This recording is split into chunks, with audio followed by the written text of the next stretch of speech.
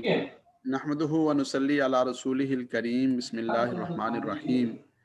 आज हमारा दूसरा सबक है। नहमीर आसान, आम फहम और जदीद अंदाज से हम पढ़ रहे हैं। हमारे यहाँ दरस निज़ामी में बरसों से ये रिवायत चली आ रही है कि इल्म नहव सिखाने के लिए नहमीर नामी किताब पढ़ाई जाती है। इल्म नहव के बारे में उस दिन आपसे अर्ज़ किया था कि लफ्ज़ के आखिर में क्या आएगा, ज़बर ज़ेर या पेश आएगी, रफ़ा नसब या जर आएगा,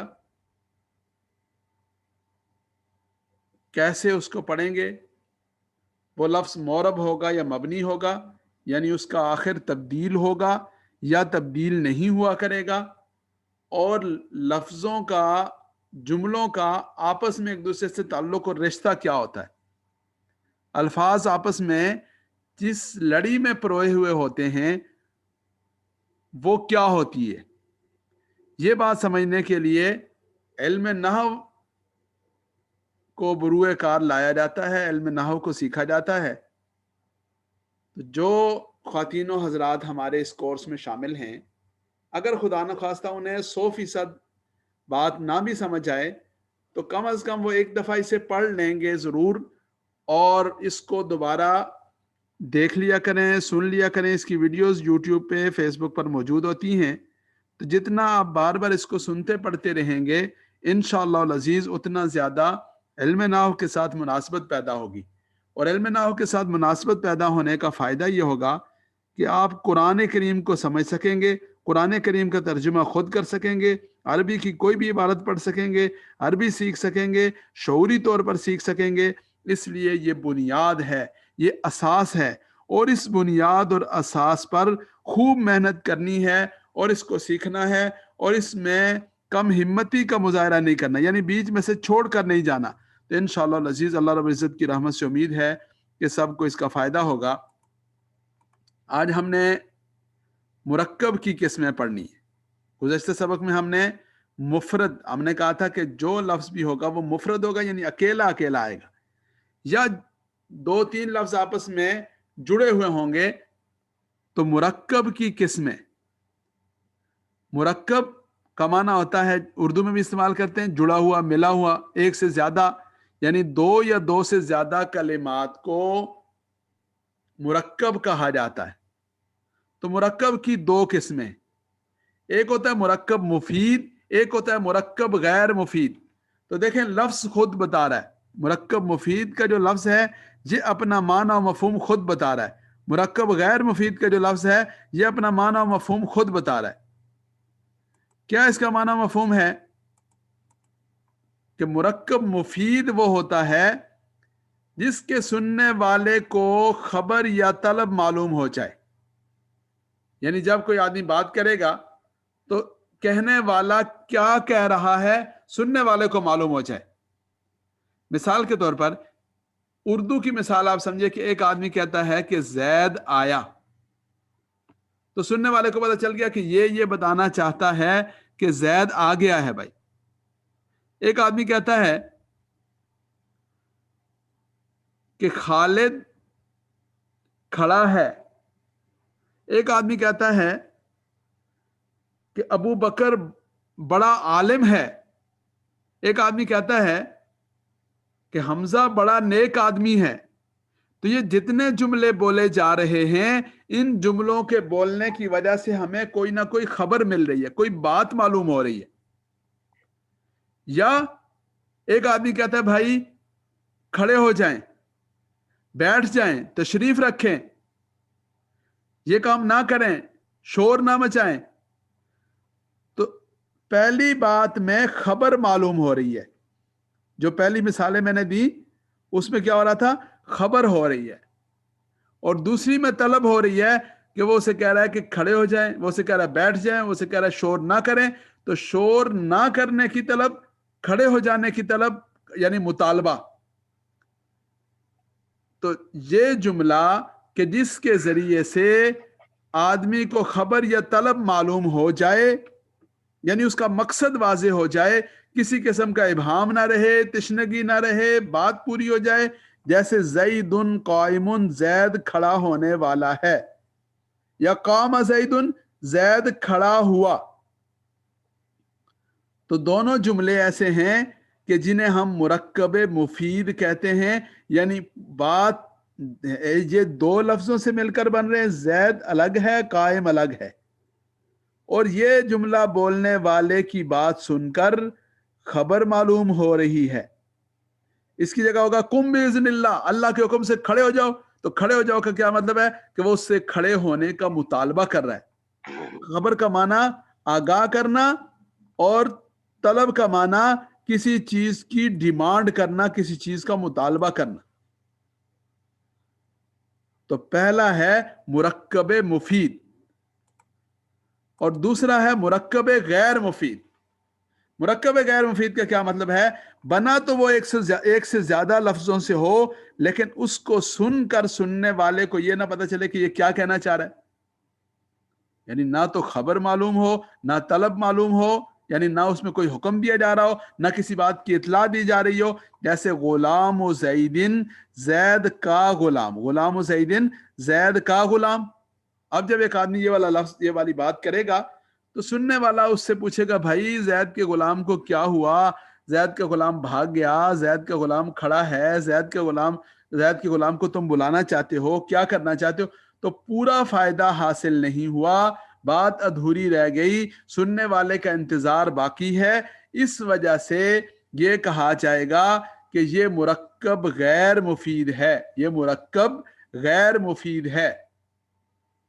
تو مرکب کی دو قسمیں ہیں، مرکب مفید اور مرکب غیر مفید.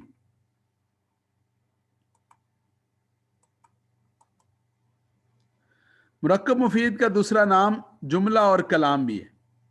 مرکب مفید کا دوسرا نام جملہ اور کلام بھی ہے، یعنی یہ اس کے دوسرے نام. اب یہ جو جملہ اردو کا کہتے ہیں، یہ جملہ پورا مکمل جملہ ہوتا ہے نا، تو مکمل جملے کو، جس کو اردو میں مکمل جملہ کہتے ہیں، اسے انگلش میں اور اسے عربی میں مرکب مفید کہتے ہیں.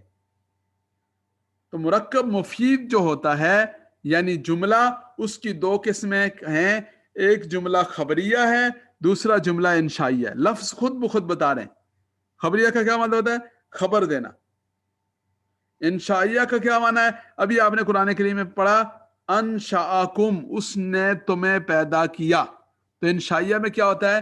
کوئی بات پیدا ہوتی ہے، یعنی کوئی بات ہوتی ہے. مثال کے طور پر ایک آدمی خرید و فروخت کی بات کرتا ہے، ایک آدمی کسی چیز کا حکم دیتا ہے، تو وہ پہلے کے کسی واقعے کی خبر نہیں دے رہا، وہ ابھی کوئی معاملہ کر رہا ہے، کوئی عقد کر رہا ہے، کوئی ایگریمنٹ کر رہا ہے، کسی بات کی تمنا کر رہا ہے، کسی بات کی امید کر رہا ہے. جو بھی کر رہا ہے وہ ابھی اس چیز کو اور اس تصور کو وجود دے رہا ہے، اس کو ابھی پیدا کر رہا ہے. اس لیے اس کو جملہ انشائیہ کہتے ہیں. اس کی تفصیل آگے آپ کے سامنے آ جائے گی. تو یہ جملے کی دو قسمیں ہیں، ایک جملہ خبریہ ہے، ایک جملہ انشائیہ ہے. پھر جملہ خبریہ جو ہے، خبریہ کس کو کہتے ہیں؟ جس کے کہنے والے کو سچا یا جھوٹا کہا جا سکے. کیا مطلب ہوا؟ کہ وہ خبر دے رہا ہوگا تو بھائی دو ہی صورتیں ہیں، یا اس نے سچی بات بتائی ہوگی یا جھوٹی بات بتائی ہوگی. تو جملہ خبریہ وہ ہوتا ہے جس کے کہنے والے کو سچا یا جھوٹا کہا جا سکے، اس لیے کہ جس نے بھی جو خبر بھی دی ہے اس کی دونوں صورتیں ہوں گی کہ یا وہ سچی بات بتائے گا یا جھوٹی بات بتائے گا. سچی بات بتائے گا تو سچا ہے، جھوٹی بات بتائے گا تو جھوٹا ہے. تو جملہ خبریہ کی دو قسمیں پھر آگے، جملہ اسمیہ خبریہ اور جملہ فعلیہ خبریہ. لفظوں سے واضح ہے، لفظ بتا رہے ہیں. جملہ اسمیہ خبریہ کون سا ہوا؟ کہ جس کا پہلا حصہ اسم ہو وہ جملہ اسمیہ ہوگا. زیدن اسم ہے، قائمن یہ اسم ہے. جملہ فعلیہ خبریہ جس کا پہلا حصہ فعل ہو.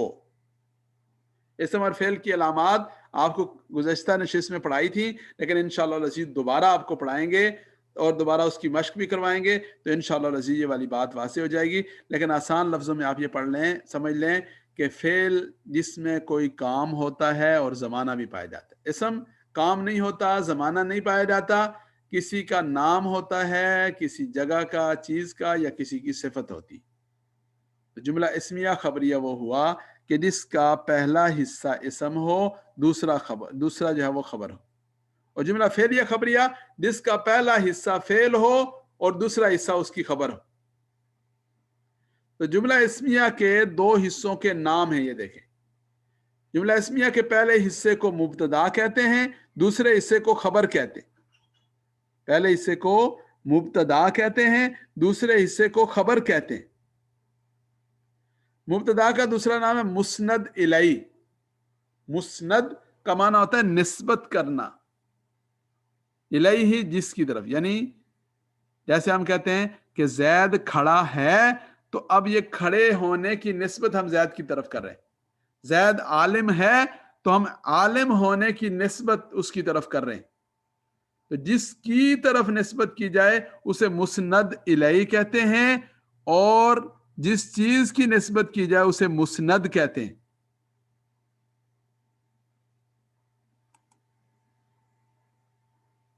تو جملہ اسمیہ کا پہلا حصہ مبتدا، دوسرا حصہ خبر.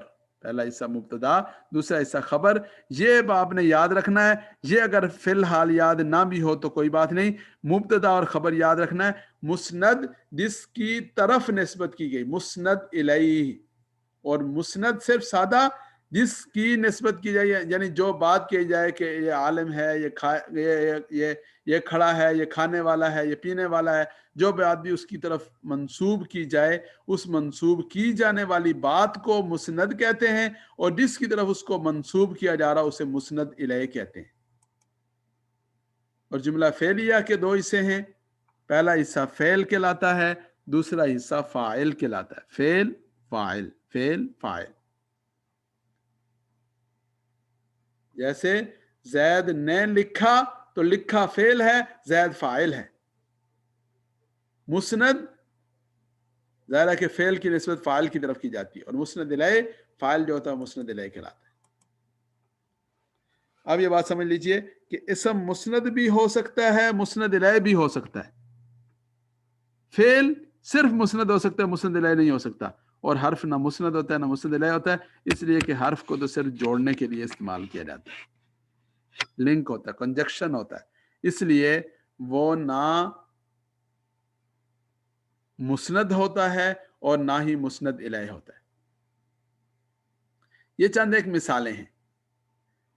یہ مثالیں نمونے کے طور پر آپ کے سامنے رکھی ہیں. اس کا میں پہلے ترجمہ کرتا ہوں اور پھر اس کے بعد آپ سے پوچھوں گا. استغفر زیدن، زید نے استغفار کیا. استغفر زیدن، زید نے استغفار کیا. اللہ اکبر، اللہ اکبر سب سے بڑا ہے. النار حق، النار آگ، حق حق ہے، جہنم حق ہے. تو یہ آپ نے دیکھ لیا. اب میں جس سے پوچھوں گا وہ اس کا جواب دے گا.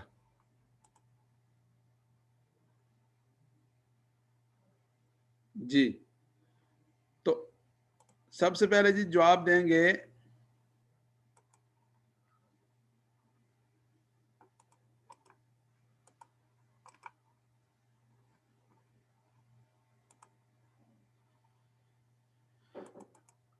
جی سب سے پہلی بات کا جواب دیں گے محترم جناب. جی جو جواب دینا چاہیں وہ ذرا اپنا ہاتھ کھڑا کریں.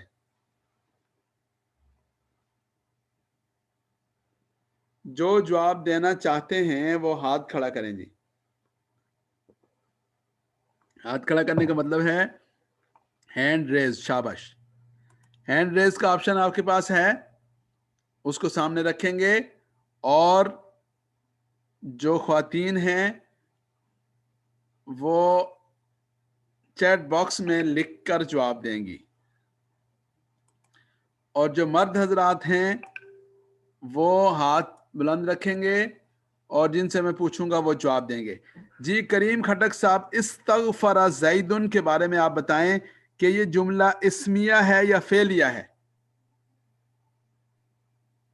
یہ جملہ فعلیہ ہے. شاباش زندہ باد. جملہ فعلیہ ہے اس لیے کہ اس نے ایک کام کیا. استغفر استغفار کیا تو استغفار کرنا فعلیہ ہے. عمل ہے, فعلیہ ہے. شاباش. استغفر فعل ہے اور استغفار کیا ماضی میں کیا, پاسٹ میں کیا, گزرے ہوئے زمانے میں کیا, تو یہ فعلیہ ہے. پہلا حصہ فعل ہے, دوسرا حصہ اسم ہے. یہ جملہ فعلیہ ہو جائے گا. زندہ باد. جی آگے بتائیں گے بھائی عبد القدوس صاحب. النار حق, یہ جملہ اسمیہ ہے یا فعلیہ ہے؟ یہ اسمیہ ہے سر. شاباش. کیوں اسمیہ ہے؟ سر اس میں آگ سچ ہے, اس میں آگ کام سچ کرنے ہے, کا حق کوئی ہے. ذکر تو نہیں. آگ اسم ہے اور اسم ہونے کی وجہ سے ہم اسے کہیں گے کہ یہ جملہ اسمیہ ہے. ذہابہ بکرن, بکر چلا گیا, تو یہ کیا ہے عبد القدوس صاحب؟ ذہب بکرن یہ فعلیہ ہے, چلا گیا, اس میں کام کرنے کا ذکر ہے. ٹھیک ہے. شاباش. زندہ باد. جی ڈاکٹر سروت صاحبہ آپ بتائیں گی کہ یہ اللہ اکبر کون سا جملہ ہے؟ جو خواتین ہیں وہ چیٹ باکس میں بتائیں گی, یعنی میسج لکھ کر بتائیں گی کہ اللہ اکبر کیا ہے. شاباش. جملہ اسمیہ ہے اور اسمیہ کیوں ہے یہ بھی بتائیں گی. اس لیے کہ اللہ کا نام, شاباش, جو اللہ رب العزت کا نام ہے وہ اسم ہے. پہلا حرف جو ہے وہ اسم ہے.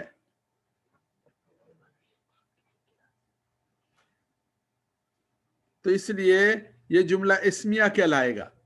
اچھا یہ میں نے تھوڑا سا زیادہ آج آپ کو پڑھایا. زیادہ اس لیے پڑھایا کہ کچھ چیزیں آپ کے سامنے جب واضح ہو جائیں گی تو پھر اس کو پڑھنا آسان ہو جائے گا. اس لیے ایک کام تو آج سب نے یہ کرنا ہے کہ یوٹیوب پر دوبارہ اس کو سننا ہے, 2 دفعہ 3 دفعہ 4 دفعہ جتنی دفعہ مرضی سنیں. یہ الفاظ نوٹ کرنے والے, لکھنے والے. دوسری بات یہ ہوگی کہ میں یہ والا سبق آپ کے ساتھ گروپ میں شیئر کر دوں گا, سلائیڈز کے ساتھ میں آپ کے ساتھ شیئر کر دوں گا, تو آپ اس میں گروپ میں دیکھیں گے اور اس کو پڑھیں گے. یا آپ کے سامنے رہے,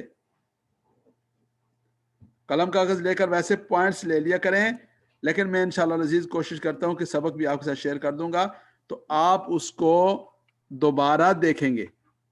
اور جو سب سے اہم چیز ہے کرنے والی وہ یہ ہے کہ آپ آج اس کو, یعنی آج سے مراد ہے ابھی رات میں آپ اس کو اچھی طرح سے دیکھ لیں گے, تو میں پھر کچھ الفاظ آپ کے پاس بھیجوں گا کہ جن میں سے آپ نے یہ بتانا ہے کہ یہ اسم ہے, یہ کون, یعنی جو جو چیزیں آج کے سبق میں آپ نے پڑھی ہیں آپ نے نشاندہی کرنی ہے کہ اسمیہ کون سا ہے, فعلیہ کون سا ہے, مبتدا کیا ہے, خبر کیا ہے, فعل کیا ہے, فاعل کیا ہے, مسند کیا ہے, مسند الیہ کیا ہے. جتنی چیزیں آج پڑھائی ہیں عربی کے جملے آپ کے ساتھ شیئر کریں گے اور وہ قرآن کریم کے جملے انشاءاللہ العزیز آپ کے ساتھ شیئر کریں گے, تو آپ نے اس میں سے دیکھ کر بتانا ہے کہ یہ فلاں فلاں چیزیں ہیں. اور پھر کل کے سبق میں ہم یہ کیا کریں گے کہ نیا سبق پڑھنے سے پہلے جو پرانا سبق پڑھا ہوا ہے اس کی مثالوں کو ڈسپلے کر کے سب کے سامنے, تو اس وقت پوچھا کریں گے, اور جو پہلا پڑھا ہوا سبق ہے پھر اس میں غلطی نہ ہو. اللہ تعالیٰ آپ سب کو جزائے خیر نصیب فرمائیں اور ہمیشہ اپنے دین اور قرآن کریم کے ساتھ جوڑے رکھیں. جی کون سے گروپ میں؟ دونوں الگ الگ گروپ ہیں. مرد حضرات کا جو گروپ ہے علم نحو اور نحومیر گروپ, اور خواتین کا جو گروپ ہے طالبات گروپ, یعنی علم نحو طالبات گروپ کے نام سے ہے, تو اس میں شیئر کریں گے. البتہ ایک کام دونوں گروپوں کے کر لیں کہ وہ ہر روز جو ہمارا لنک ہے وہ ذرا شیئر کر دیا کریں گروپ میں, تاکہ وہ گروپ سب سے ٹاپ پہ آ جائے اور سب کے سامنے آ جائے. تو یہ کام آپ گروپ میں کرنا ہے, اور اس سے انشاءاللہ العزیز آپ کو سیکھنے میں, پڑھنے میں, آگے بڑھنے میں مدد ملے گی. اللہ تعالی ہم سب کو توفیق نصیب فرمائے, مستقل مزاجی عطا فرمائے.